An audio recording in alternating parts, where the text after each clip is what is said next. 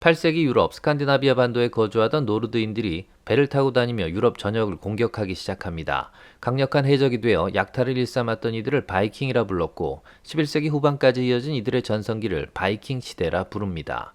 해적질에서 시작된 이들의 항해는 약탈에서 무역으로 이어졌고 세계 곳곳에 정착한 것은 물론 잠시나마 거대한 제국을 만들기도 했죠. 막강한 전투력으로 유럽을 공포에 떨게 했던 바이킹. 그런데 이들은 계속해서 더 먼 곳으로 나아갑니다. 강력한 국가를 만들어 번영을 누리지 않고 계속해서 새로운 곳을 찾아 바다를 누린 해적들. 어느 민족보다 먼저 대양을 개척했던 진짜 바다 사나이들. 바이킹의 땅 스칸디나비아로 떠나보겠습니다.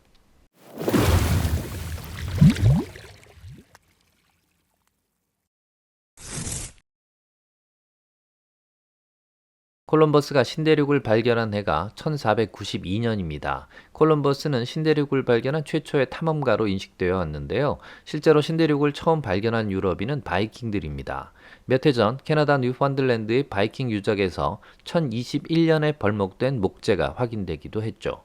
바이킹의 신대륙 발견은 콜럼버스보다 무려 471년이나 앞섭니다. 500여 년 뒤에도 콜럼버스의 항해가 목숨을 건 탐험이었음을 생각하면 바이킹들의 항해술과 탐험 정신이 실로 놀라운 수준이었음을 짐작할 수 있습니다. 11세기에 활동한 프랑스의 역사학자 뒤동은 이런 글을 남겼습니다. 바이킹은 외국의 여자를 얻기 위해 항해와 약탈을 시작했다. 주장의 근거는 이렇습니다. 권력과 부를 차지한 바이킹 남성은 많은 아내와 첩을 둔다. 그리고 이러한 권력자들의 일부 다처 때문에 바이킹 남성들이 차지할 수 있는 여성의 수가 부족했다. 또 이런 사회 구조가 확립되면서 많은 여성을 차지하는 것이 권력과 부의 증표가 되었다. 결국 대다수의 평범한 바이킹 남성들은 사회적 성공을 위해 여자를 찾아 나서게 된다. 더 많은 아내, 더 많은 첩을 두어 신분을 상승시키고 동시에 성적 욕망을 해소하려 했다는 건데요. 이러한 사회 구조가 남성들 간의 경쟁심까지 자극하면서 바이킹들이 더 적극적으로 모험과 약탈에 나서게 되었다는 겁니다. 실제 바이킹들은 마을을 약탈하면서 많은 여성들을 잡아갔습니다. 직접 데려온 여성들을 소유하며 힘을 과시하기도 했고요. 약탈한 재물을 여성을 차지하는 데 사용하기도 했는데요. 영국에서 약탈당한 전리품 대부분이 바이킹족 아내들의 무덤에서 발견되었다고 합니다. 또 바이킹들에게는 아이를 살해하는 관행이 있었다고 합니다. 신체적으로 문제가 있거나 돌보기 어려운 환경이면 아이를 황무지에 버려 죽게 두는 것이 합법이었다고 하는데요. 대부분 남자아이는 살리고 여자아이는 죽여서 이를 선택적 여아 살해라고 표현합니다. 이런 관행까지 더해지며 바이킹 사회에서 여성은 더 부족할 수밖에 없었죠. 물론 여성의 부족이 바이킹 시대를 열었다는 이론 외에 다른 원인을 주장하는 이들도 많은데요. 스칸디나비아가 점점 중앙 집권화되기 시작하면서 왕에게 땅을 빼앗긴 부족장들이 약탈을 시작했다는 견해도 있고요.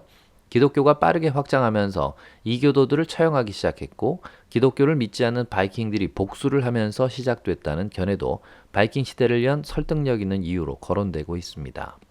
이유가 어찌되었건 바이킹들은 어느 날 갑자기 유럽 전역으로 진출합니다. 초기에는 부족 단위의 해적 행위가 많았지만 11세기에 이르면 국가의 형태를 갖춘 거대한 제국을 만들기도 합니다.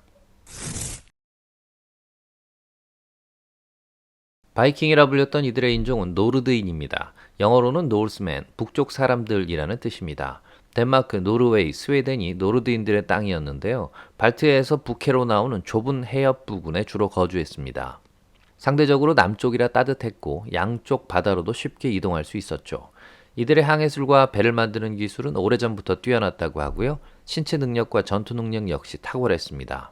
준비된 바다 사나이들은 8세기부터 약탈을 시작한 것으로 보입니다. 최초의 기록은 서기 793년 영국 수도원 약탈이었죠. 794년에는 스코틀랜드, 795년에는 아일랜드가 공격받고요. 9세기 중반에 이르면 약탈의 수준을 넘어 바이킹이 영국과 아일랜드를 식민 지배하는 형국에 이르게 됩니다.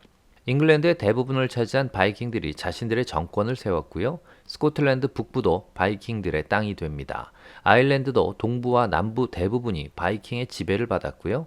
산지가 많은 웨일즈만이 바이킹의 지배를 피할 수 있었습니다. 잉글랜드도 잠시 바이킹들을 북쪽으로 밀어올리는 성과를 낸 바 있는데요. 1003년 덴마크 왕은 이에 대한 복수로 잉글랜드를 습격합니다. 전쟁은 덴마크의 승리로 끝났고 덴마크 왕이 잉글랜드 왕의 자리에 올랐죠. 당시 덴마크의 왕은 스벤 트베스케그, 바이킹을 대표하는 전사였고요. 특이한 수염 때문에 포크 비어드라는 별명으로 알려져 있습니다. 스벤은 이미 노르웨이의 왕이기도 했는데요. 자신이 통치하는 덴마크, 노르웨이, 잉글랜드를 묶어 연합국가를 만듭니다. 북해를 중심에 두고 바다를 통해서 연결된 독특한 국가, 북해 제국입니다. 북해 제국은 포크비어드 왕이 사망하면서 불과 1년 만에 다시 분할되는데요. 포크비어드의 아들인 크누트가 다시 정복 전쟁을 벌여 북해 제국을 재건합니다. 크누트가 지배한 북해 제국은 아버지 때보다 더 넓게 펼쳐졌는데요. 기존 덴마크, 노르웨이, 잉글랜드를 직접 통치하면서 스코틀랜드, 아일랜드, 페로 제도, 웨일즈, 스웨덴 남서부와 프랑스 북부, 그리고 폴란드까지 지배력을 행사했습니다. 크누트는 당시 신성 로마 제국 황제를 제외하면 서유럽에서 가장 강력한 통치자였습니다. 바이킹의 나라들이 제국으로 성장하고 있을 때 또 다른 바이킹들은 새로운 땅을 찾아 더 먼 바다로 나아가기 시작합니다. 영국 북쪽에 자리한 페로 제도는 이미 바이킹들의 땅이었는데요. 850년 무렵 페로 제도의 바이킹들이 더 북쪽에 자리한 척박한 섬 아이슬란드를 발견합니다. 하지만 정착해서 살아가기는 힘든 땅이었죠. 그런데 985년 한 무리의 바이킹들이 아이슬란드에 들어와 그 척박한 땅에서 목축을 시작합니다. 노르웨이 국왕의 폭정을 피해 도망친 바이킹들이었는데요. 이들은 아이슬란드에서 힘을 키우며 무시할 수 없는 해양 세력으로 성장합니다. 특히 아이슬란드에 정착한 바이킹들이 주목받는 이유는 이들이 그 먼 아이슬란드에서 또 먼 곳으로 나아갔기 때문인데요. 그 주인공은 에릭 더 레드. 바이킹 탐험가였던 그는 980년대에 아이슬란드 서쪽으로 나아갔고요. 그린란드의 동부 해안을 발견합니다. 그린란드의 동쪽 땅은 사람이 살기 어려운 환경이었는데요. 해안선을 타고 그린란드의 남쪽 끝을 돌자 상황이 바뀝니다. 척박하지만 사람이 살 수 있는 땅을 발견할 수 있었고 그린란드 남부와 중서부에 바이킹들의 정착촌이 만들어집니다. 하지만 바이킹들의 도전과 모험은 계속 이어집니다. 모험에 나선 이는 그린란드를 발견한 에릭 더 레드의 아들이었죠. 그의 이름은 레이프 에릭손. 노르웨이에서 태어났는데요. 아버지가 살인 혐의에 몰리자 가족 전체가 아이슬란드로 도망을 왔죠. 이런 사연이 있어서인지 아버지도 아들도 새로운 땅을 향해 모험했습니다. 해안선을 따라 그린란드의 북쪽까지 항해한 뒤 캐나다의 베핀 섬의 동부 해안을 따라 계속해서 남하했고요. 1020년 무렵 캐나다의 뉴펀들랜드 섬에 도착한 뒤 그곳에 정착촌을 만듭니다. 콜럼버스보다 500년 앞선 신대륙 발견이었죠. 바이킹의 항해는 서쪽으로만 향하지 않았습니다. 도버 해협을 지나 남하하며 프랑스 북부를 지속적으로 공격했고요. 프랑스 북부에 많은 바이킹들이 정착하며 북부인의 땅, 노르망디라는 지명이 만들어지기도 했죠. 바이킹들은 해안선을 따라 계속 남하하며 스페인과 포르투갈을 약탈했고요. 지브롤터 해협을 지나 지중해로 진출합니다. 이탈리아와 북아프리카, 그리스를 지나 비잔티움까지 약탈했죠. 바이킹들의 동쪽 진출은 발트해를 따라서도 진행됩니다. 발트해 남쪽의 폴란드를 속국으로 삼기도 했고요. 핀란드와 에스토니아, 라트비아, 리투아니아도 바이킹의 영향권에 들어갔죠. 러시아와 우크라이나의 뿌리인 루스인들도 바이킹족이었고요. 이들은 드네프르 강을 따라 흑해로, 볼가 강을 따라 카스피해로 진출합니다. 이렇게 전 유럽이 물길을 따라 모두 바이킹의 영향권에 들어갔고요. 흑해와 카스피해까지 진출한 바이킹들은 이라크의 바그다드까지 진출하며 팽창하던 이슬람 세력과도 교류하게 됩니다. 특히 주목할 부분은 바이킹들의 노예 무역인데요. 바이킹은 서쪽에서 만든 노예들을 동쪽에 팔아서 큰 이익을 남겼습니다. 바이킹들이 동쪽으로 노예를 이동시키던 길을 노예 고속도로라고 부릅니다.